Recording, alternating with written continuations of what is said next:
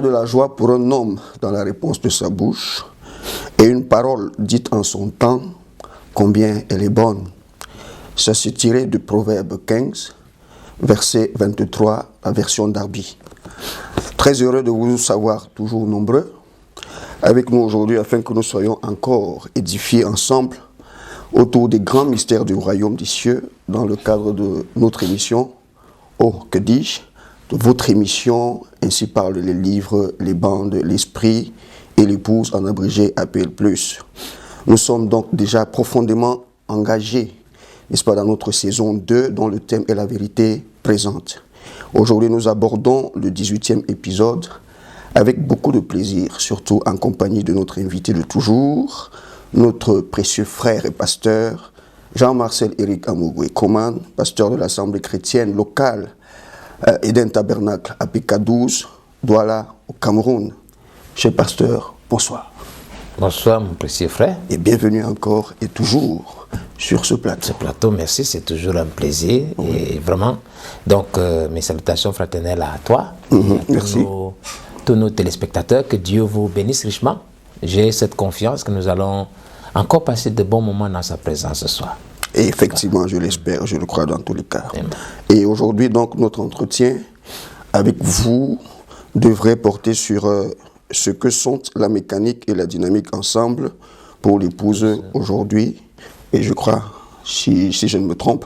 Oui, c'est exact, donc c'est cela. Donc, je me suis senti un peu conduit à parler de la mécanique et de la dynamique de l'épouse, donc peut-être pas forcément dans tous les détails. Oui. Nous allons, du moins je l'espère, par la grâce de Dieu, présenter les grandes lignes et qui nous permettront aussi de faire un peu le pont avec ce que nous avons vu sur la vision apostolique de Malachie 4, oui, pour l'épouse Oméga, donc où nous avons vu ces concepts un peu de ministère alpha, oui, donc des ministères de tête qui sont une réalité pour nous aujourd'hui et un peu aller un peu dans ce sens-là afin de trouver réellement des éléments concrets et palpables qui permettent de confirmer en fait ces ministères et les ministères même en fait de l'épouse en général. Et j'espère qu'on va atteindre ce but-là à la fin de cet entretien. Voilà.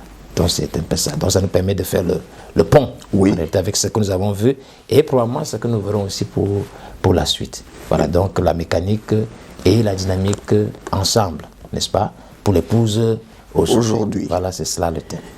Alors, très rapidement, en parlant donc effectivement de mécanique et de dynamique, oui, on a tendance à penser, par exemple, aux voitures ou peut-être autres véhicules motorisés. Tout à fait. Pour maintenant, on veut savoir qu'est-ce que représentent ces termes pour nous, encore plus, surtout dans notre contexte de la vérité présente. D'accord. Donc, c'est vrai que quand on dit mécanique, dynamique, bon, ce sont des termes qui ont été employés par le prophète de Malachie 4 et d'Apocalypse 10, 7 que nous connaissons, frère Branham, oui, pas que nous aimons, et nous saluons son âme bienheureuse et nous remercions encore le Seigneur toujours de ce que nous avons reçu un prophète envoyé de Dieu.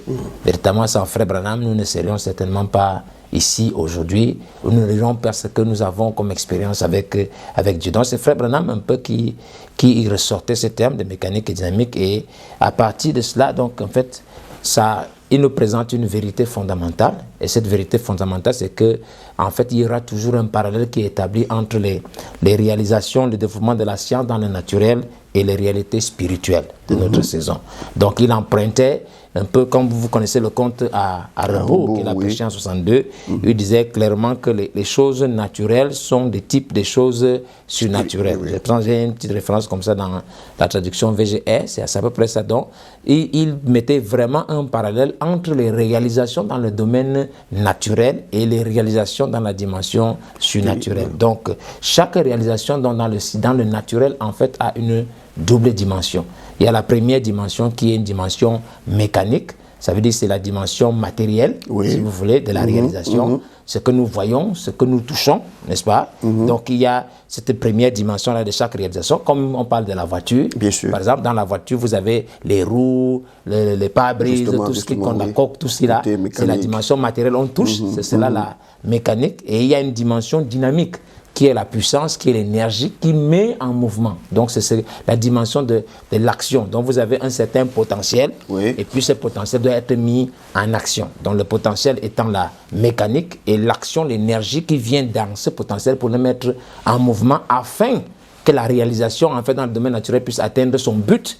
C'est ça qu'on appellerait dynamique, n'est-ce pas? Et donc, de la même façon, donc, en fait, dans le surnaturel, si tu veux, on aura donc aussi toujours cette double dimension du surnaturel, en fait, qui va donc dans la dimension spirituelle, comme nous parlons de la parole, parce que quand le prophète parlait donc de mécanique et de dynamique, il en parlait. Donc, dans la dimension donc surnaturelle, le surnaturel en Dieu a donc toujours aussi cette dimension mécanique qui permet de présenter un potentiel, et il y aura cette dimension dynamique qui est l'énergie, la chose qui permet de mettre le feu, si vous voulez, qui permet de mettre ce potentiel en mouvement, afin que le but de la réalisation soit atteint. C'est valable dans le domaine naturel comme dans le domaine spirituel. Et dans le domaine non spirituel, ce qu'il appelait donc mécanique et dynamique, c'est ça qu'on appelle donc la parole et l'esprit. Voilà, donc je m'avais vous donner une petite référence qui m'a plu parce qu'elle permet aussi de ressortir un point important. Donc, dans le lieu d'adoration que Dieu a donné, par exemple, Jésus disait ici, vous allez paragraphe, ça c'est la traduction VGR, n'est-ce pas? Donc, dans paragraphe 187, il dit, Jésus a dit dans Jean 14, 12, celui qui croit en étant en moi.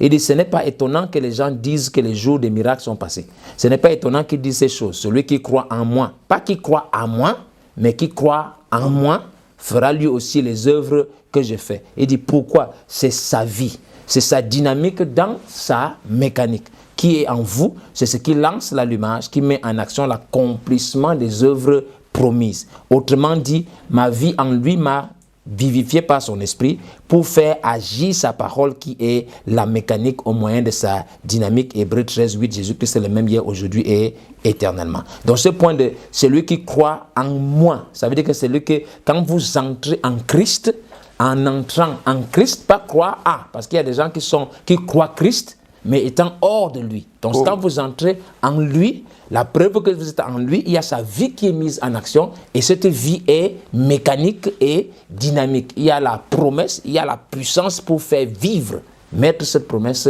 en action. Ça me permet de présenter, peut-être c'est vrai que ce n'est pas l'autre thème, c'est un peu ça. Le message aussi, c'est la même chose, parce qu'il y a beaucoup de gens qui croient le message, mais qui ne croient pas étant dans le message. Donc le tout n'est pas de dire je crois le message, mais quand vous croyez étant dans le message, il y a forcément cette chose, cette double dimension en fait de cette réalité surnaturelle qui va sortir. Ça dit qu'il y a cette mécanique qui viendra, qui est le potentiel, qui est la parole, et puis la dynamique va devoir être avec cela, parce que la dynamique viendra dans la mécanique pour réaliser, manifester ce qui a été promis. Donc voilà un peu le point sur... Ça me permet donc... Et donc l'intérêt, donc l'intérêt en réalité de ressortir cela dans la suite de notre entretien, c'est pour que aider un peu nos téléspectateurs, nos frères et sœurs, partager un peu ce que nous avons reçu afin que ça nous aide tous à comprendre en réalité ce qu'est le véritable Saint-Esprit pour l'épouse, et surtout dans la saison dans laquelle nous sommes. Donc quand nous parlerons de cela, c'est un peu la pensée que j'avais dans mon cœur afin de faire ressortir véritablement ces choses pour que les gens puissent comprendre ce qu'est le véritable Saint-Esprit. Et par là, nous pourrons aussi avoir la confirmation de ce que devrait être le christianisme, que ce soit pour les frères, l'épouse, que ce soit les ministères et tout ce qui va avec. Voilà, j'espère que j'ai un peu présenté globalement ce point-là sur dynamique mécanique. Mais justement, pasteur, c'est évidemment, sauf que là-dedans, il y a véritable Saint-Esprit. Oui. Justement, en parlant justement de ça pour l'épouse, n'est-ce pas? Est-ce qu'il s'agit donc, pasteur, de la mécanique ou bien de la dynamique? Donc, pour définir ce qu'est le véritable Saint-Esprit, justement. Est-ce que le véritable Saint-Esprit, c'est la mécanique? Est-ce que le véritable Saint-Esprit, c'est la dynamique? C'est ça qui est important. Je crois que pour qu'on réponde à cela, nous allons, comme nous sommes un peu dans notre émission, nous devons rester dans le cadre. La ligne éditoriale, ce que nous voyons, c'est que ainsi parlent les livres et les bandes, l'esprit et l'épouse. Et donc, dans les bandes, n'est-ce pas, nous avons un point ici très important, le lieu d'adoration que Dieu a donné, dans la traduction VGR, dans la 65. Il dit ici, Jésus a dit, qui peut me déclarer coupable de péché? Il dit, le péché, c'est l'incrédulité. Tout ce que Dieu a écrit Et tout ce que les prophètes ont dit, j'en suis la réponse. Ce qu'ils ont dit que j'allais faire, je le fais. Il est venu en tant que prophète, le Fils de l'homme. C'est exactement ce qu'il était et il a prouvé qu'il était. Il était effectivement. Pourquoi? La dynamique était là pour actionner la mécanique. Il était la mécanique, donc le Fils lui-même. Oui. Et le Père était la dynamique. Ce n'est pas moi qui fais les œuvres, c'est mon Père qui demeure en moi. Il envoie la dynamique et fait avancer la chose. Il l'accomplit. Ça, c'est ce que les bandes nous disent, n'est-ce pas? Donc, en fait, que le Fils est la mécanique et le Père est la dynamique. Donc, dans les livres maintenant, Jean 14, 15 à 17, il dit, si vous m'aimez, gardez mes commandements, et moi, je prierai le Père, et il vous donnera un autre consolateur, afin qu'il demeure éternellement avec vous, l'Esprit de vérité. Donc, l'Esprit de vérité qui est le Saint-Esprit, n'est-ce pas, que le monde ne peut recevoir. Quand nous sortons un peu plus bas, vous allez au verset 22, où il dit, Jude, non pas l'Iscariote, lui dit, Seigneur, d'où vient que tu te feras connaître à nous et non au monde? Au verset 23, Jésus lui répondit, si quelqu'un m'aime, il gardera ma parole et mon Père l'aimera, nous viendrons à lui et nous ferons notre demeure chez lui. Quand nous sommes au verset 16, vous entendez que l'Esprit de vérité viendra, n'est-ce pas, et demeurera avec nous. Mais au verset 23, il dit, le Père et le Fils viendront et demeureront chez lui. Donc, conclusion, je pense qu'on voit l'autre consolateur qui est l'Esprit de vérité, c'est le Saint-Esprit. Et le Saint-Esprit, c'est donc quoi? C'est le Père et le Fils ensemble. Et en voyant ce que nous ont appris les bandes, le Père et le Fils ensemble, c'est la mécanique et la dynamique ensemble. Donc quand nous définissons donc ce qu'est le véritable Saint-Esprit, le véritable Saint-Esprit n'est pas la mécanique seule, ce n'est pas la dynamique seule, mais comme nous avons vu dans la citation, c'est la dynamique qui vient dans sa mécanique. Donc c'est la mécanique et la dynamique ensemble qui forment le Saint-Esprit. Et je pense que le prophète avait vraiment pris la peine. J'espère que nous ne sommes pas en train d'aller très vite, qu'il faut que les gens comprennent, que les frères nous saisissent. Oui, effectivement, pasteur, c'est très important. Voilà, donc, il avait pris la peine quand il parlait des noms blasphématoires. Dans les noms blasphématoires, toujours dans la traduction VGR que j'ai ici, il était en train de parler de pourquoi il y a tant de confusion aujourd'hui au sujet du Saint-Esprit. Il disait que l'enseignement n'a pas été donné correctement. Parce que les gens s'imaginent, en faisant justement l'allusion à l'automobile, que quand on dit automobile, ce n'est pas une seule chose. Il y a beaucoup de choses qui vont avec. Et donc, quand on parle du baptême du Saint-Esprit, il y a beaucoup de choses qui vont avec et nous devons le comprendre, n'est-ce pas? Que quand on dit le véritable Saint-Esprit, il y aura toujours cette dimension mécanique et il y aura cette dimension dynamique. Vous ne pouvez pas les dissocier. Ces deux-là vont aller ensemble. J'ai un autre point là, toujours dans le compte à rebours, donc en 62, toujours dans la traduction VGR, où il définit le Saint-Esprit comme une puissance, il dit le pouvoir de le servir. Ça, c'est dans la traduction en français. Et dans la traduction en anglais, il parle ici de Holy Ghost is power for service. Donc, c'est la puissance pour le service. Le service, c'est quoi? C'est les affaires du Père. C'est accomplir la parole. Donc, le Saint-Esprit, c'est la puissance qui vient entrer pour manifester la parole qui a été annoncée. Parce que c'est ça le service. Ce n'est pas une puissance tout court comme ça. Ce n'est pas juste une puissance pour aller guérir les malades, pour aller faire ceci, mais c'est une puissance pour le service. Ça veut dire conformément à la promesse, conformément à la parole, il y a une énergie, il y a une puissance qui vient pour manifester cette parole. Donc, si en réalité vous avez une puissance qui vient autre chose en dehors de la parole, ce n'est pas sûr que vous avez le véritable Saint-Esprit. Et si vous avez la parole sans qu'il y ait une puissance qui suit, vous n'avez pas non plus le véritable Saint-Esprit. J'espère que quelqu'un est avec moi. Donc, en conclusion, c'est le Saint-Esprit qui forme la parole, n'est-ce pas? Qui est la mécanique. Et c'est le même Saint-Esprit qui vient ensuite comme dynamique pour faire agir cette parole-là. Nous avons dans l'exemple, par exemple, dans le cas de Jésus, qui était la parole faite chair. C'est le Saint-Esprit qui est venu dans Marie pour faire naître Jésus. C'est le même Saint-Esprit qui vient au Jourdain pour entrer dans le corps mécanique, parce qu'on dit le Fils c'est la mécanique, le Père est la dynamique. Donc c'est le Père qui a formé le corps de Jésus dans le sein de Marie, et c'est le même Père qui est venu maintenant pour habiter dans le corps. Donc la dynamique vient dans la mécanique. Il n'aurait pas pu se manifester s'il n'y avait pas de mécanique, et la mécanique seule, sans la dynamique, il n'y a pas de ministère qui peut être mis en service. J'espère que tout le monde comprend cela. Donc si dans le lever du soleil, il dit que tant que cette église ne deviendra pas la dynamique et aussi la mécanique avec l'Esprit de Dieu qui lui avait fait faire à lui les choses qu'il avait faites, n'est-ce pas? Et d'ici, dans son cas, à lui, il y a eu 16 cylindres qui fonctionnaient. Ce sera pareil pour l'épouse. La mécanique sans la dynamique ne sert à rien. et la dynamique non plus, sans la mécanique, ne sert à rien.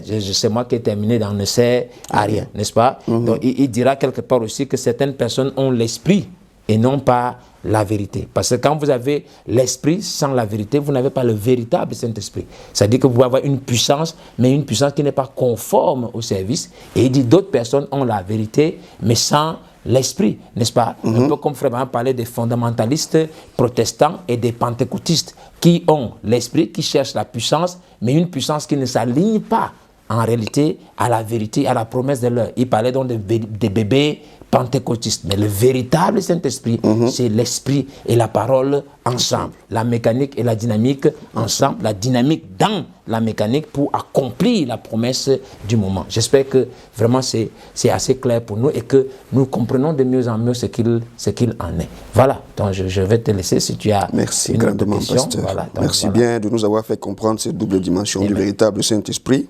Donc mécanique et dynamique. Maintenant, vous avez dit que notre entretien porte sur la mécanique et la dynamique ensemble pour l'épouse aujourd'hui. Aujourd'hui, oui, tout à fait. Donc, est-ce à dire qu'il pourrait y avoir une mécanique et une dynamique, disons, pour hier, ou peut-être pour demain, différentes, par exemple, et par conséquent, donc ça veut dire des applications différentes du Saint-Esprit. Okay. Hier, aujourd'hui et demain. Demain, d'accord. Donc comme nous avions dit que le véritable Saint-Esprit est mécanique et dynamique. Et comme nous parlons justement d'aujourd'hui. Oui, bien sûr. Voilà, c'est vrai que les mots ont leur fleuve. Voilà. Donc est-ce qu'il n'y a donc pas une dynamique et une mécanique pour hier et une autre mécanique dynamique pour demain? Je crois que je réponds par l'affirmative, n'est-ce pas? Parce que les livres et les bandes nous disent déjà, je crois qu'on avait vu ça dans nos épisodes précédents, que Dieu a assigné sa parole dans le temps. Et donc si la parole est assignée dans le temps, ça veut dire que nous avons déjà par rapport à des saisons, des dynamiques, des mécaniques différentes. Et donc forcément, l'application du Saint-Esprit pour un temps ne peut pas être la même chose que pour une autre époque. Et je crois que j'ai même une référence toujours dans le lieu d'adoration que Dieu a donné là, en son sainte tradition VGR. Il dit que Martin Luther avait la mécanique et la dynamique à son époque, n'est-ce pas? Et John Wesley les avait à son époque à lui. Il dit les pentecôtistes les avaient à leur époque. Il dit qu'en est-il de notre époque à nous? C'est maintenant une autre heure. Donc quand il parle d'une autre heure, ça veut dire que nous ne devons pas nous attendre à avoir la même chose. Donc ce qui était au temps de Luther n'est pas forcément ce que nous devons avoir aujourd'hui. Et il disait quelque part que l'Église devrait maintenant être parvenue au stade adulte. Donc vous avez donc, quand on parle de mécanique et dynamique, c'est exactement comme la croissance de l'homme. C'est ça, il y a une mécanique, il y a une dynamique dans un enfant.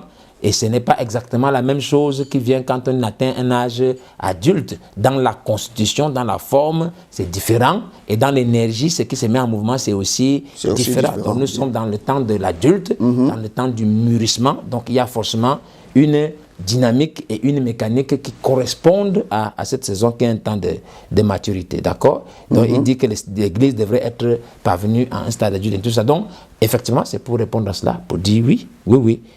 Aujourd'hui, pour notre temps, quand nous parlons d'aujourd'hui, si nous ne nous attendons pas à ce qu'il y avait en tant que mécanique et dynamique au jour de Luther ou de Wesley ou même des pentecôtistes, parce que nous devrons nous attendre à ce que l'épouse atteigne un stade adulte où la plénitude, je crois qu'on aura peut-être le temps d'en parler, doit être manifestée. Voilà, donc c'est cela. Et c'est important réellement de pouvoir noter ça dans son esprit. Ok, pasteur, c'est encore bien. Bon, maintenant... en parlant de mécanique, pasteur. Mécanique, oui. Un peu comme le prophète lui-même a dit, je cite, « Qu'en est-il de notre époque à nous? C'est maintenant une autre heure. » Tout à fait. Ne pouvons-nous donc pas, justement, peut-être évidemment conclure que la mécanique, pour nous aujourd'hui, c'est le message de Frère Branham? Ah, d'accord. Donc, si on parle de la mécanique qui est la parole, n'est-ce pas? Et donc, forcément, puisque nous sommes à une autre heure, puisqu'il a présenté son heure à lui, justement. Donc nous sommes dans cette heure-là, dans ce temps-là, est-ce que ce n'est pas la parole? Je crois que si on faisait comme ça, il suffisait seulement de dire que bon, le message de Frère, c'est la mécanique, s'il fallait ça pour avoir la mécanique, je crois que même à l'époque de Luther, n'est-ce pas, il suffisait juste qu'on ait la Bible, et là, à cette époque, on avait la mécanique de Luther, ou au temps de Luther et de Wesley. Et pourtant, nous nous rendons compte que ce n'est pas comme ça, n'est-ce pas?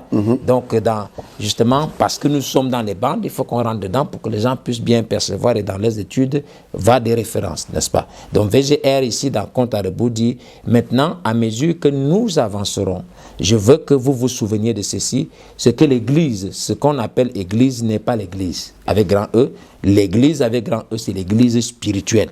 Et il dit une chose qui est très importante ici, que des dizaines de milliers de luthériens qui avaient adhéré à l'Église ne savaient pas plus ce qu'était la justification qu'un cochon ne saurait ce qu'est une salle d'Amazon. Une selle d'Amazon.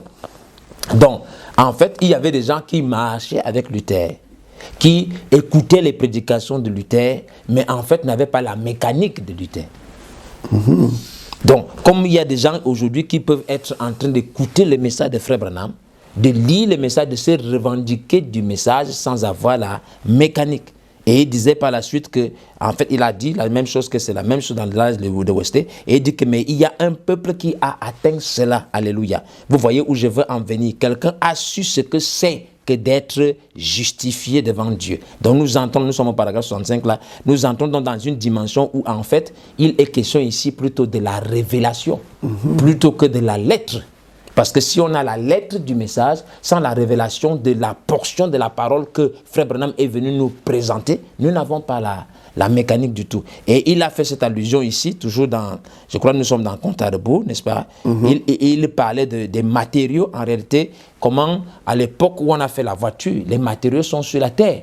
N'est-ce pas? Oui. Maintenant, ce n'est pas toute la terre qu'on a pris pour faire la voiture. Il faut que dans ces matériaux qui sont dans la terre, qu'on puisse aller les sélectionner, choisir les bons matériaux qui peuvent permettre de faire une automobile. Et il a fait cette même application en disant que les matériaux sont dans la parole, mais il faut aller chercher les bonnes paroles, les matériaux propres qui correspondent en réalité à la parole que nous devons prononcer. Donc c'est cela la mécanique. Donc il dit pour construire par exemple une Ford, modèle T, il y a des matériaux précis. Il faut peut-être de l'essence, il faut une électricité, il faut des génératrices, ainsi de suite. Donc ça doit se trouver dans la terre, mais il faut une intelligence pour aller choisir ça. N'est-ce pas? Donc, et c'est pour cela donc, il parle de révélations. Donc, la lettre de la parole n'est pas la mécanique. Ce qui est la mécanique, c'est la révélation de la parole pour le temps dans lequel nous vivons. Et si tu me permets encore d'ajouter un élément, il a parlé des matériaux de construction, n'est-ce pas? Et quels sont les matériaux de construction dans le surnaturel?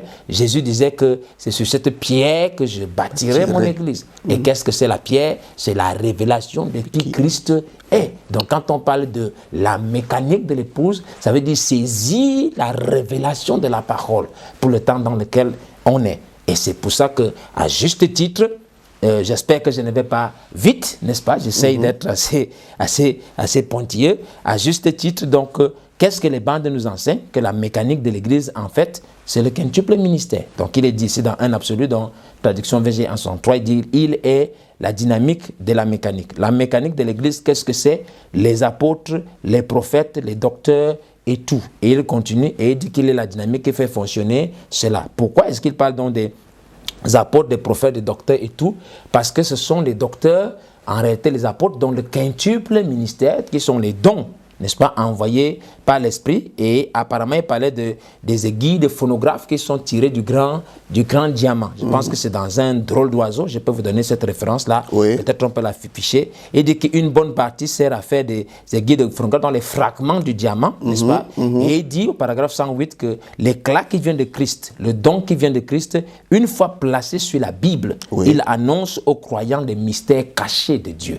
Donc, quand on dit donc que la mécanique de l'Église, ce sont les apôtres, prophètes et tout, ce sont des dons qui sont envoyés de Christ, qui vont faire quoi? Révéler à l'Église les mystères cachés. Donc, ils annoncent les mystères cachés, et les mystères cachés font allusion à quoi? À la révélation. Donc, quand nous parlons donc de la mécanique, n'est-ce pas? Donc, les dons de l'Esprit, c'est envoyé, c'est descendu sous forme de dons. Il s'agit donc de la révélation de la parole.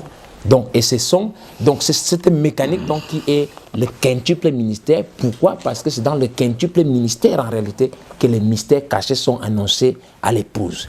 Et peut-être qu'on a encore 2 secondes ou 3, mais j'aimerais pouvoir sauter là-dessus pour dire que le quintuple ministère, ce n'est pas les citationnistes N'est-ce pas? Donc, quand on parlait de la mécanique, ce n'est pas la lettre du message. Ce n'est pas d'avoir les citations, Frère Branham a dit, Frère Branham a dit, mais c'est être formaté, préparé de manière à ce que nous puissions entrer dans les mystères cachés et ressortir la révélation qui correspond à la saison dans laquelle nous sommes. C'est ce qui a été dit dans Ésaïe 50 que nous avons vu dans les épisodes précédents où on disait que le Seigneur m'a donné la langue des savants pour que je sache dire la parole en sa saison à celui qui est abattu. Une langue exercée des hommes qui ont été fidèlement enseignés, qui peuvent ressortir les mystères cachés et les donner aux croyants. C'est ça, en fait, qu'on appelle maintenant la mécanique. Voilà, j'espère que pour nos téléspectateurs, c'est quelque chose de précis, de clair. Ce n'est pas la lettre du message, ce n'est pas la lettre de la Bible. Sinon, Wesley et Luther avaient exactement la même Bible, mais ils n'ont pas eu la même révélation à l'intérieur de cette Bible-là. Pourquoi? Parce que la mécanique était différente. Donc, la révélation qu'ils avaient était différente et il en est de même pour nous aujourd'hui. Voilà, donc, j'espère avoir donné une réponse assez précise à ta question. Et je comprends maintenant la relation avec le texte que nous avons lu dans le proverbe là. Et ça devient très très intéressant, pasteur. Mais avant cela, il est important que nous prenions un petit rafraîchissement. Dieu vous bénisse. Amen.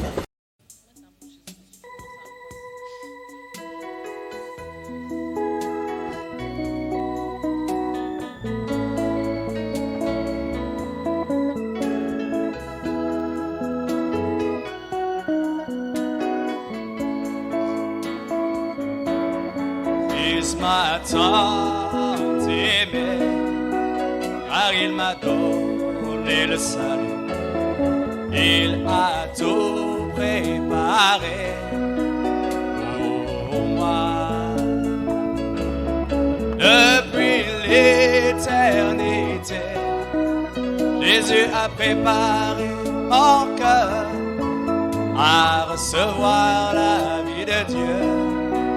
Le Zoé, Jésus construit en moi cette belle maison, la maison de la perfection, le Zoé de Dieu.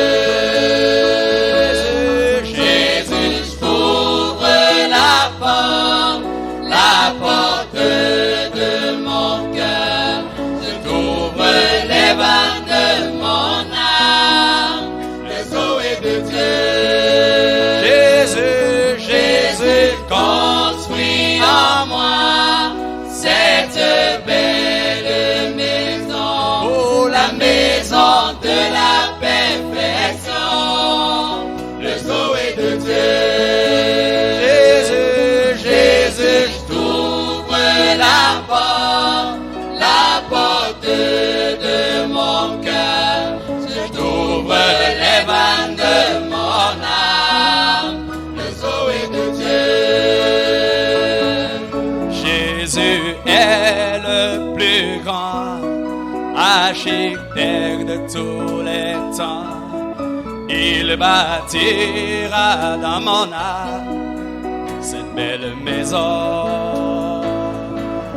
Il a les matériaux qui ne viennent pas d'ici. Aucune maison de construction ne peut les avoir.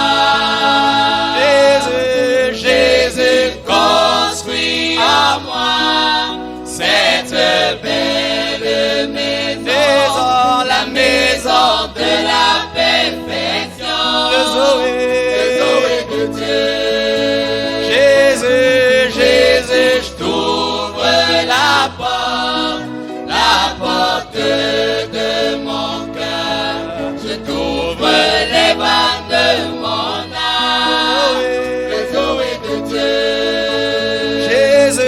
Jésus construit en moi cette belle maison.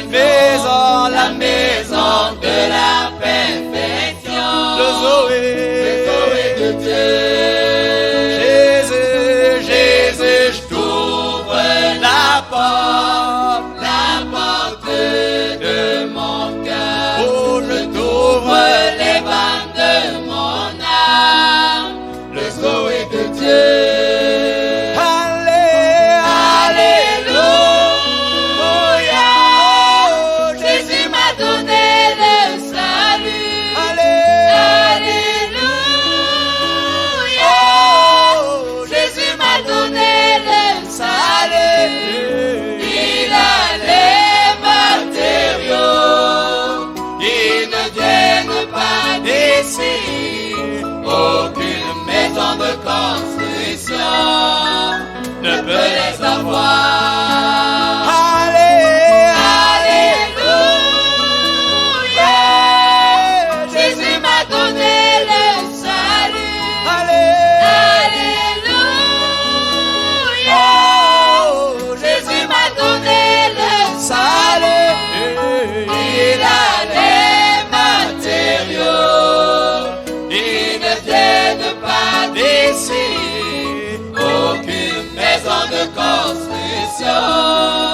Ne peut les avoir. Aucune maison de construction sur la terre ne peut les avoir. Aucune maison de construction dans ce monde ne peut les avoir.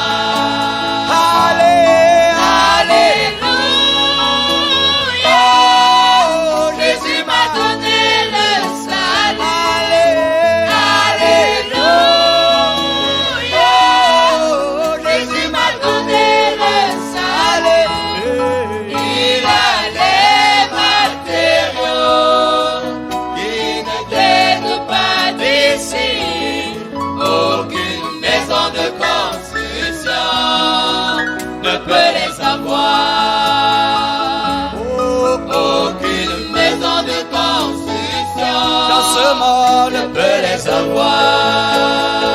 Aucune maison de construction sur la terre ne peut les avoir.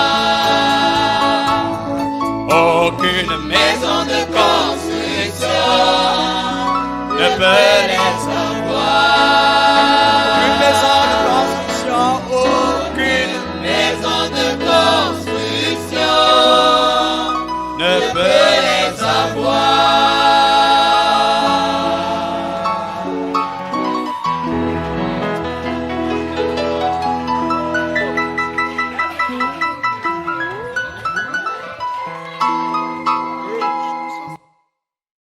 De retour sur ce plateau après notre rafraîchissement musical, bien évidemment avec notre invité de toujours.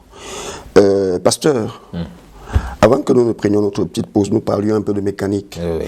Mais là, je voudrais tout de suite donc essayer de rebondir sur une question concernant la dynamique. Oui, tout à fait. N'est-ce pas? Si nous voyons, par exemple, les manifestations surnaturelles, oui, comme la guérison divine, les miracles et surtout des grands signes, oui, est-ce que ce ne serait pas peut-être une confirmation tangible de la dynamique dans l'Église? Dans l'Église, ok. C'est une question extrêmement pertinente et importante. Et je pense qu'il est très important pour nous qui sommes croyants du message, oui, et surtout les promesses que nous avons en cette saison.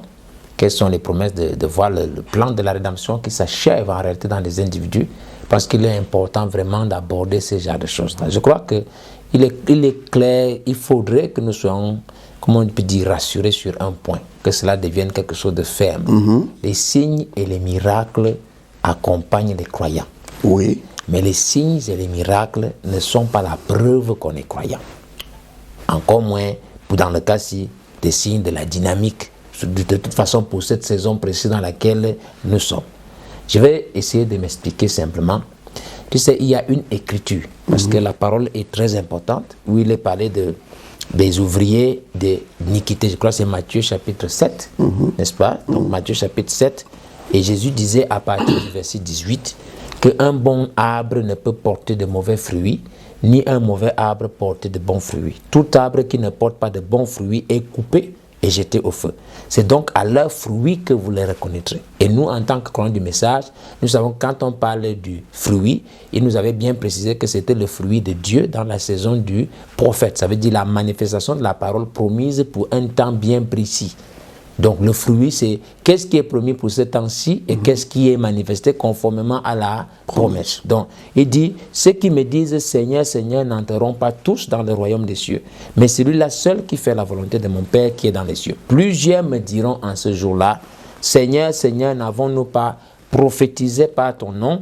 N'avons-nous pas chassé des démons par ton nom? Et n'avons-nous pas fait beaucoup de miracles par ton nom? Alors je leur dirai ouvertement, je ne vous ai jamais connu. Retirez-vous de moi, vous qui commettez l'iniquité. Je ne sais pas si c'est assez clair comme ça. Donc, parler de signes, de miracles et de dons n'est en rien une preuve qu'on a la dynamique dans l'Église. Parce que sinon, cette écriture n'aurait pas sa raison d'être. Donc, qu'est-ce que c'est la dynamique? Et j'espère que tu te souviens un peu de ce passage que nous avons lu en plus haut, quand nous étions en train de présenter ce qu'est le Saint-Esprit. On a dit que le Saint-Esprit, le véritable, c'est la puissance pour le service, oui, n'est-ce pas? Et donc c'est cela qui est la dynamique aussi. Donc c'est la puissance, mais qui vient pour un service précis. Donc c'est la manifestation de la parole promise. Comme il a été dit, c'est le compte à rebours, n'est-ce pas? Oui. Holy Ghost is power for service. Donc il faut qu'il y ait d'abord un service. Et quel est le service? Ça doit être un service qui est conforme à la volonté de Dieu. Donc nous devons d'abord avoir une parole. Et c'est cette parole, une puissance vient pour confirmer cette parole. C'est là qu'on parle de dynamique. Si ça reste seulement des dons, des signes, des miracles, et que ce sont des signes qui ne sont pas conformes à une promesse, ça fait de vous ouvriers d'iniquité. N'est-ce pas? Et je pense qu'il faut qu'on puisse insister dessus au milieu de l'Église. Frère Bam disait qu'il y a certaines personnes qui ont l'esprit, mais pas la parole, et d'autres ont la parole, mais pas l'esprit. Ça vient de ces choses-là. Par exemple, l'esprit pentecôtiste, comme on a relevé cela, les pentecôtistes aiment l'esprit, aiment les manifestations surnaturelles, mais ils ne regardent même pas aux manifestations surnaturelles, elles sont conformes à la promesse. Et vous avez des fondamentalistes qui aiment bien parler de la lettre, mais ils ne voient pas une confirmation surnaturelle de la lettre qu'ils sont en train d'annoncer. Ces deux extrêmes-là ne sont pas bons. Donc, parler de dynamique parce qu'on a des signes et des miracles, ce n'est pas la vérité. Ce n'est pas vrai. Mais la dynamique, c'est la puissance de Dieu qui vient pour confirmer une promesse, pour confirmer la parole. Et je pense que le bon type que nous avons en fait toujours, et j'ai aimé prendre ce passage de 1 Roi chapitre 18, verset 29 à 38, qui parle d'Élie. C'est sur le mont de la transfiguration, là où vous entendez, à partir de ça, on dit qu'Élie rétablit l'autel de l'Éternel qui avait été renversé, n'est-ce pas? Il prit 12 pierres d'après le nombre des tribus des fils de Jacob. Il y a un ordre de la parole qui est précis. Ailleurs, il dit remplissez d'eau 4 cruches. Vous avez les 12, vous avez les 4 cruches et ils ont versé l'eau sur l'Holocauste 3 fois. Donc vous avez un 3 x 4, 12. Donc vous avez les 3, les 4, les 12, les 7. Donc c'est des choses qui sont précises. Et il dit au verset 36, au moment de la présentation de l'offrande, Élie le prophète s'avança. Donc l'offrande c'est qui est à la 9e heure du soir, là où on avait le sacrifice, c'est au même moment où Jésus a été crucifié. Oui. Donc il y a une heure précise, il y a un ordre de la parole précis.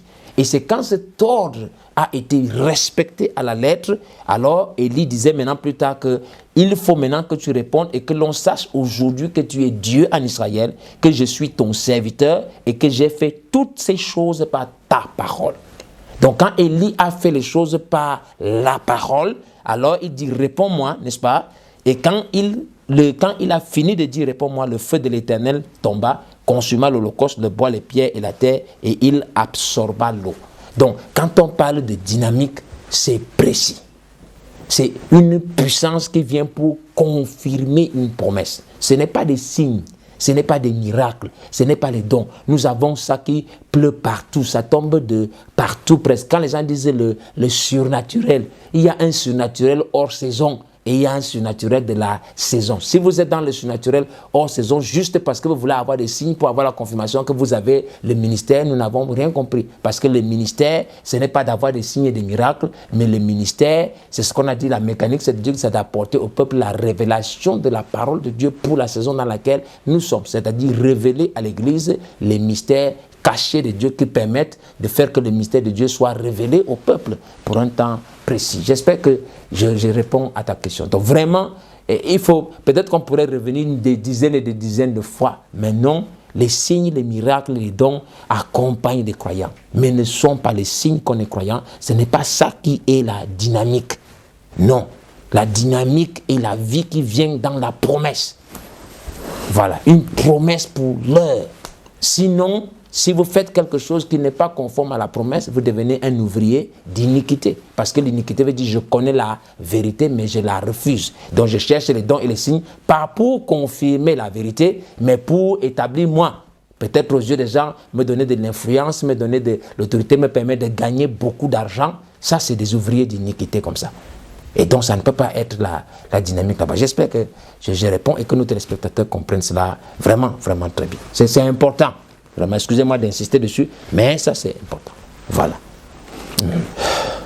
Oui, pasteur, mais à vous entendre, moi, je crois peut-être avec les téléspectateurs, certaines personnes pourraient penser que vous ne croyez pas au miracle, ou peut-être que, bon, soit vous êtes jaloux, ou bon, disons-le comme ça, peut-être aigri. Bon, je ne suis pas jaloux. Oui. Je ne suis pas aigri. Et ce n'est pas que je ne crois pas au miracle. Je crois véritablement qu'on ne peut pas avoir la pure parole de Dieu sans qu'elle ne soit accompagnée du surnaturel. Ok. Et ce n'est pas, peut-être, on n'a peut-être pas à voir tout le temps ici, mais moi, personnellement, par le ministère, peut-être un que le Seigneur m'a accordé, j'ai vu véritablement beaucoup de miracles que le Seigneur a accomplis. De mes propres yeux, je les ai vus. Donc, quelqu'un ne peut pas venir me dire que je ne crois pas au miracle. Il y a toutes sortes. J'ai vu des hommes perdre l'esprit, les retrouver. J'ai vu des filles devenir, avoir la folie, perdre la mémoire. Dieu a rétabli. J'ai vu comment on appelle les gens qui tombent là, des épileptiques avec des crises, 3-4 crises par jour. Et puis le Seigneur les délivre directement. J'ai vu des femmes, je crois qu'il y a eu un enfant, Dieu a quelqu'un qui ne pouvait pas avoir d'enfant, j'ai vu Dieu au travers, c'est pas que j'ai lu quelque part, je l'ai vu au travers du, je ne parle pas des guérisons instantanées et toutes ces autres choses là. Je crois que, bon, peut-être que ce que je n'ai pas vu encore, c'est de voir un mort ressusciter, mais je sais que le Seigneur, s'il veut le faire, il le fera. Donc je crois au miracle, donc je ne crois vraiment au surnaturel, n'est-ce pas? Mais le problème, c'est que l'écriture, comme Jésus aimait dire, l'écriture ne peut pas être anéantie, n'est-ce pas? Nous ne pouvons pas anéantir l'écriture. Parce que l'écriture dit quoi? C'est que si vous avez des signes et des prodiges, sans que ces signes et ces prodiges-là soient là pour rendre témoignage d'une parole, donc de cette saison-ci, ce que vous avez là, ce n'est pas bon. Ça fait de vous un ouvrier d'iniquité et vous serez jeté dehors, là où il y aura des pleurs et des grincements dedans. Donc si les miracles, c'est tout ce qu'on a, sans le fruit de la saison, on est perdu. Je crois que si je dis comme ça, c'est simple. Je ne suis pas jaloux, je ne suis pas aigri, je crois en ces miracles, mais il faut que chaque chose ait sa place parce que le diable lui-même arrive à utiliser ça. Nous avons des démons comme les Judas Iscariote qui avaient accompli des miracles, bien ça ne nous a pas fait entrer, n'est-ce pas? Donc nous avons toutes ces choses. Et plein de frères veulent asseoir leur ministère, veulent l'authenticité sur le fait qu'ils ont le surnaturel. Le surnaturel n'a jamais été, ou bien ce qu'on appelle le surnaturel, qui est les signes, les miracles, les dons, ce n'est pas ça la preuve. Le véritable surnaturel, c'est la dynamique et la mécanique ensemble. Ça veut dire la puissance qui vient pour manifester une promesse, la révélation de Christ pour une saison précise. Donc si vous n'avez pas de révélation de Christ et que vous avez les miracles, vous êtes perdu. J'espère que c'est clair. Oui. Donc je dis, je ne suis pas jaloux, et je ne suis pas aigri. Très loin de là. Voilà, donc, excuse-moi, voilà, non, parfaitement, pasteur. Pour moi, personnellement, c'est on ne peut plus clair, et je le crois aussi pour les téléspectateurs qui nous suivent. Mais nous voulons aller un peu plus profondément, parce que je crois que ça devient beaucoup plus important. Et donc, vous disiez que, par exemple, je veux dire, si la mécanique n'est donc pas la lettre du message, tout à fait, mais plutôt la révélation de Christ, la parole pour aujourd'hui, et que la dynamique, n'est-ce pas, et l'esprit qui vient faire vivre cette parole dans son épouse, le feu, comme vous avez pris, le feu qui consume le sacrifice, quelles sont donc précisément la mécanique et la dynamique pour l'épouse aujourd'hui? Voilà, c'est une question aussi vraiment parfaite. Je pense que, comme on dit, d'après notre principe et notre ligne éditoriale, il nous suffit de consulter exactement justement ce que disent les bandes, n'est-ce pas, pour identifier la mécanique et la dynamique pour aujourd'hui. Donc la mécanique, par exemple, vous avez essayé de lever du soleil, donc VGR, traduction 165, 18 avril. Qu'est-ce que les bandes nous disent? Il dit, et puisqu'il est l'époux, l'épouse doit ressusciter parce qu'elle est une partie de lui. Et elle ne peut être rien d'autre que la manifestation de l'accomplissement de toutes les révélations, de tout ce que d'autres avaient annoncé au sujet de l'épouse. Elle ne peut que manifester. Si elle fait autre chose que ce que l'épouse avait fait, elle n'est pas l'épouse. Donc quand nous parlons donc de la mécanique c'est l'accomplissement, la manifestation de l'accomplissement de toutes les révélations pour que le ministère de l'époux soit exactement identique à celui de l'époux. Donc la mécanique aujourd'hui là, c'est la pleine expression ou manifestation de ce qu'était littéralement l'époux qui doit se manifester dans son épouse. Parce que n'oubliez pas, nous avons aussi dit tout à l'heure que nous sommes dans une saison de la maturité où l'épouse doit arriver à l'état adulte. Ce n'est plus un état de bébé pentecôtiste, mais la parole doit à nouveau se faire chair. Il ajoute, il dit, en effet, elle est chair de sa chair, os de son os, vie de sa vie, puissance de sa puissance. Elle est lui. Donc la mécanique, c'est l'Église doit avoir la révélation qu'elle est lui. De même que l'homme et la femme sont un et que la femme a été prise de son côté, elle en recevant un esprit, l'esprit féminin qui vient de lui, la chair de son côté, ce qui a et leur constitué la mécanique et aussi la dynamique. Sa femme, son esprit à lui et sa chair en lui, en les réunissant, cela a constitué la mécanique et la dynamique. Tant que l'Église ou les gens peut-être ne s'aligne pas à ça, peut-être c'est ce qu'il voulait dire, mais il a mis 3 points de suspension. Écoutez, Frère Branham disait quelque part aussi, dans la parole parée, la semence originelle, dans les bandes, il dit, acceptez la parole. Il dit, si vous voulez avoir une église, commencez avec la parole de Dieu. Vous voulez avoir une vie de Dieu, commencez avec la parole de Dieu. Acceptez la parole de Dieu dans sa plénitude, chaque mesure de la parole. Ensuite, laissez 3 points de suspension. Et si c'est bien la plénitude de Dieu qui est en vous, alors la pluie qui tombe produira exactement ce qu'il y a dans votre jardin. Donc, quel est donc l'accomplissement de toutes les révélations là? Ça veut dire qu'est-ce qui manifeste donc pleinement ce qu'était l'époux et qui doit être dans son épouse. Ça ne peut être que 1 Thessaloniciens 4, 16. Parce que c'est dans 1 Thessaloniciens 4, 16 que tout le processus de ce que l'épouse avait doit se manifester dans son épouse. Parce que le Seigneur lui-même, avec un cri de commandement, avec une voix d'archange et au son de la trompette de Dieu descendra du ciel, les morts en Christ ressusciteront. Donc nous aurons la véritable nouvelle Pâque. Et nous, ensemble, qui serons vivants, nous serons changés en un instant et nous serons enlevés ensemble pour le rencontrer. Donc nous allons entrer dans chaque mesure de la parole jusqu'à ce que nous formions la plénitude de la statue de Christ lui-même, n'est-ce pas? Et donc, Jean 14, 1 à 3, n'est-ce pas, où il dit qu'il y a plusieurs demeures dans la maison de mon Père, afin, je vais vous préparer une place et je reviendrai vous prendre afin que là où je suis, que vous aussi vous y soyez. C'est à ce moment, dans ces écritures-là, n'est-ce pas, que vous avez réellement que l'épouse arrive à manifester pleinement ce qu'était l'époux depuis la naissance, la prophétie là-bas jusqu'à la résurrection et ce qu'il là s'assoit jusqu'au trône de son Père. Voilà, donc je pense, et j'ai donc cette écriture ici pour parler de quelles sont la mécanique et la dynamique. Donc vous avez traduction Shekinah, le monde se disloque une fois de plus, c'est en 63, là où il dit j'attends l'enlèvement. C'est pour juste une poignée de gens, c'est vrai, juste une poignée de gens. Je crois qu'on a déjà lu ça quand nous parlions de la dernière trompette et tout cela. Voilà. Donc on ne s'apercevra jamais de leur disparition dans le monde. Au moment de leur départ, on ne saura jamais que ça s'est fait. N'est-ce pas? Voilà, c'est vrai. Ça se fera comme un voleur dans la nuit. Où en sommes-nous donc? Nous voyons les nations se disloquer et Israël se réveiller. Les signes produits par cette Bible prédits par cette Bible pour ce jour-ci. Nous voyons des événements se passer, virgule, la mécanique. Il dit, maintenant, l'esprit, virgule, la dynamique de cette parole promise pour rentrer dans son église et pousser les gens là au calvaire et à l'enlèvement. Et nous y sommes, n'est-ce pas? Donc, quelle est donc la mécanique pour l'épouse aujourd'hui? C'est la révélation que l'épouse doit recevoir de ce qui va faire qu'elle est. Parce que l'esprit, quand il entre dans l'épouse, qui est la dynamique, donc à l'état mature, ça veut dire une nouvelle Pentecôte, n'est-ce pas? Pour recevoir une nouvelle Pentecôte et après cette Pentecôte, être allé au calvaire et puis aller à l'enlèvement. Donc c'est cette révélation-là de ce qui va faire que la Pentecôte descende dans l'épouse et que l'épouse aille ensuite au calvaire pour être enlevée. C'est cette révélation qui constitue la mécanique parce que c'est la promesse pour nous aujourd'hui. Est-ce qu'on se comprend bien? Très bien. Voilà. Donc de la même façon que Frère Branham a eu dynamique et mécanique pour faire le cri de commandement et où le quintuple ministère doit aussi avoir la dynamique et la mécanique pour faire la voix d'archange et quand nous entendons dans la trompette, la mécanique, donc la révélation de ce que la trompette est qui est la dernière bataille. Je crois que nous avons vu cela dans la dernière trompette et toutes ces choses qu'on a développées de long en large. La révélation là doit venir dans l'église et quand cette révélation vient dans l'église, c'est ce que l'esprit va venir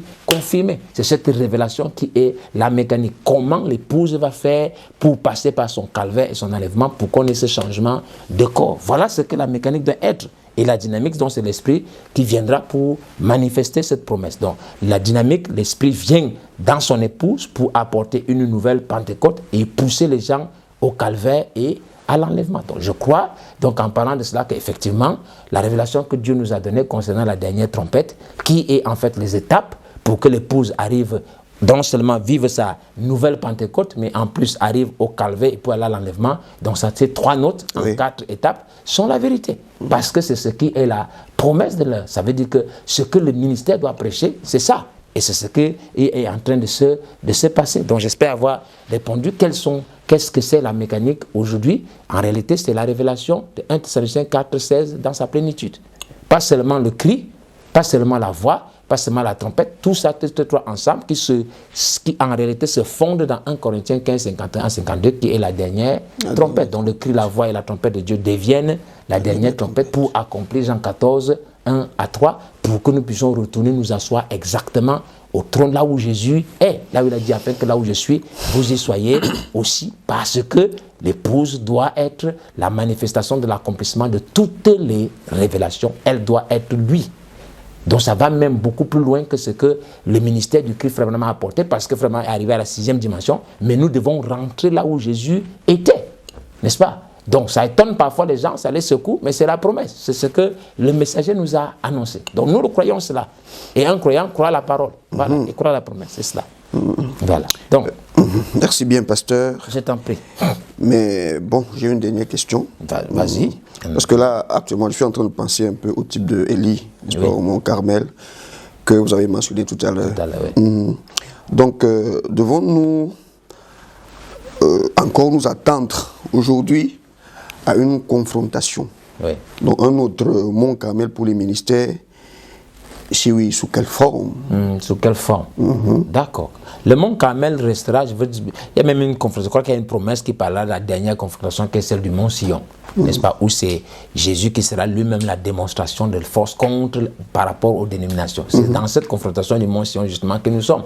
Maintenant, cette confrontation du Mont Sion, c'est quoi? C'est la confrontation des révélations, où chacun devra venir avec ses révélations, avec ses propres prétentions et dire, moi je crois que j'ai la vérité, et on mettra cela. Exactement ce qui s'est passé avec Élie et les 450 prophètes de Baal, ça s'est d'abord passé même avec Caïn et Abel. Parce que chacun doit venir avec... Il n'y a pas un temps où en réalité la confrontation doit avoir lieu autant que maintenant. Chacun doit venir avec une révélation et celui sur qui la dynamique descend, là où le feu descend, c'est ça qui sait que voici c'est ça qui nous permettra de savoir que voici la vérité, n'est-ce pas? Et surtout que nous avons une promesse en réalité. Nous avons déjà lu cela dans questions et réponses sur le Saint-Esprit où on dit que la puissance d'une église doit augmenter. Mais qu'est-ce que c'est la puissance de l'église? C'est la dynamique.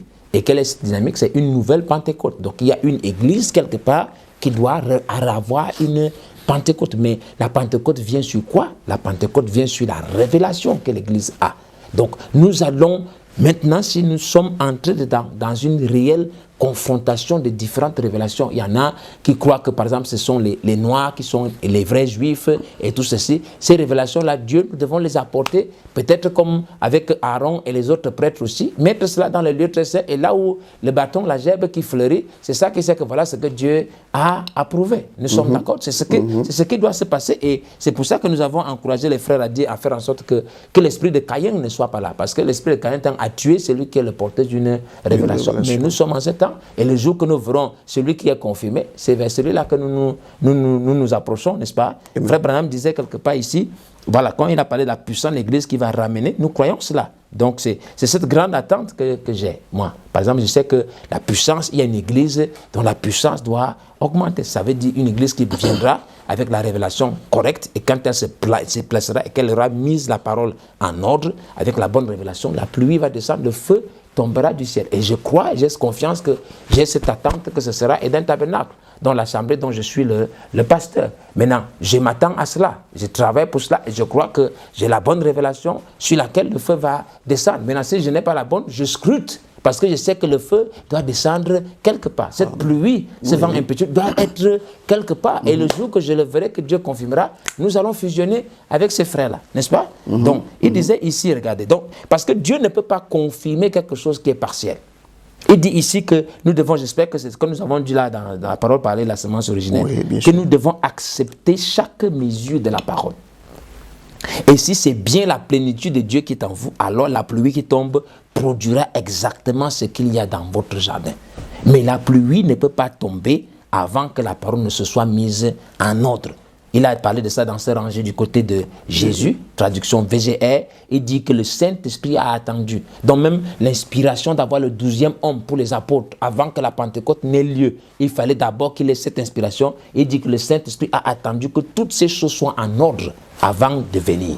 N'est-ce pas? C'est la même chose qui doit se passer pour nous. Dans Allumer la lumière, il disait que prenez la parole, n'est-ce pas? S'il manque la moindre des choses, elle ne demeurera pas.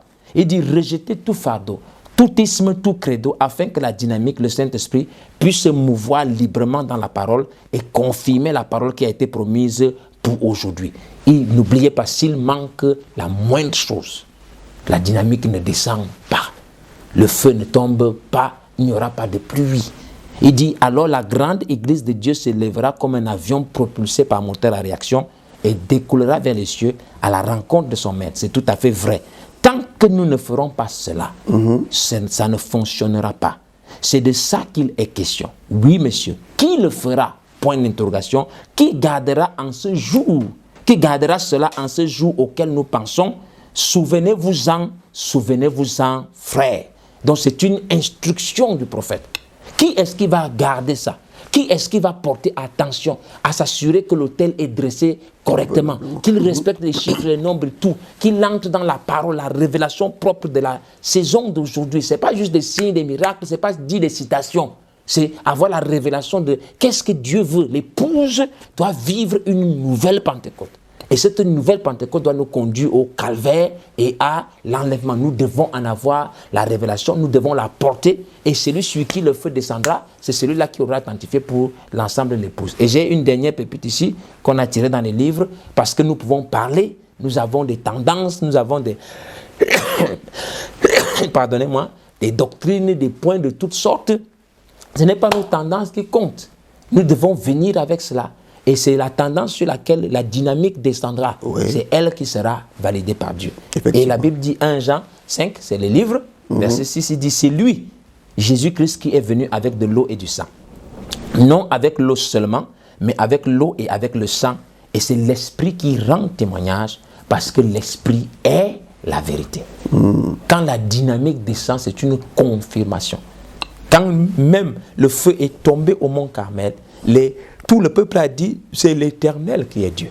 En d'autres termes, le Dieu qui est représenté par Élie, c'est lui le vrai Dieu. Ça veut dire celui qui a confirmé la révélation d'Élie, c'est lui qui est le vrai Dieu. Donc chaque ministère, chaque ministre, chaque prédicateur, chaque laïc doit vérifier la révélation sur laquelle il marche aujourd'hui.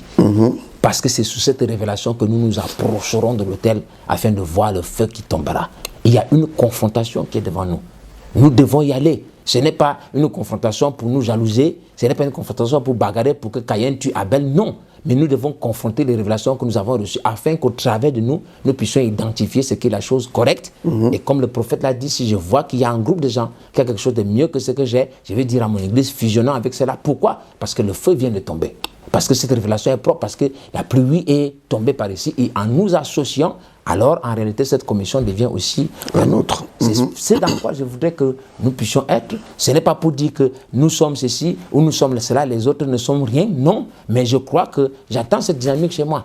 J'attends cette pluie chez moi. Cette Pentecôte doit tomber chez moi. Pourquoi? Parce que je suis venu avec une révélation que le Seigneur m'a donnée. Pas pour être plus grand que vous, mais pour que tous ensemble nous puissions festoyer autour de ces choses-là, parce que c'est des promesses qui nous concernent nous tous. Donc voilà un peu, je ne veux pas tenir, je pourrais parler jusqu'à peut-être demain et tout, mais j'espère qu'on s'est compris. Nous sommes en ce temps de confrontation et c'est le moment véritablement d'aller scruter qu'est-ce qui se passe autour de nous.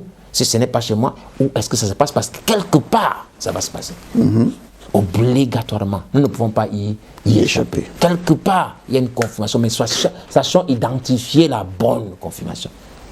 Qu'est-ce que nous attendons? Sachons identifier la chose qui doit être confirmée. Donc, voilà, j'espère que j'ai répondu à ta question, mon frère. Vraiment, si je n'ai pas les questions peuvent être posées, nous prendrons aussi le temps. Mais bien évidemment, bien évidemment. Voilà, encore une fois, merci grandement, pasteur, pour ce merveilleux et très très riche échange. Je l'espère bien.